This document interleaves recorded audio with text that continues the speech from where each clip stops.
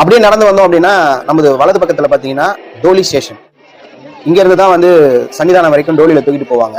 வயசானவங்க, உடம்பு முடியாதவங்க எல்லாம் போய் ஐயப்பனை பார்க்கணும் அப்படின்னா 4 பேர் உங்களை சுமந்துக்கிட்டு போய் மேல ஐயப்பனை காமிச்சு திரும்ப கூட்டிட்டு வருவாங்க. அதுக்கு ஒரு கணிசமான தொகை வாங்கிட்டு இருக்காங்க.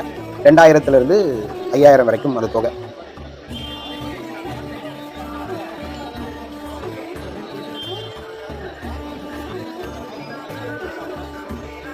அதை கடந்து போனோம்னா நம்மளுடைய இடது பக்கம் பந்தலராஜா வந்து உட்காந்துருப்பாரு. அந்த பந்தலராஜா குடில் இருக்கு பாருங்க, இதுதான் பந்தலராஜா குடில். இதையும் கடந்து பந்தலராஜா அவனுடைய வாரிசுகள் யாருன்னா இருந்தாலும் ஆசீர்வாதம் பண்ணி அனுப்புவாங்க. நம்ம அதை கடந்து போயிட்டு இருக்கோம்.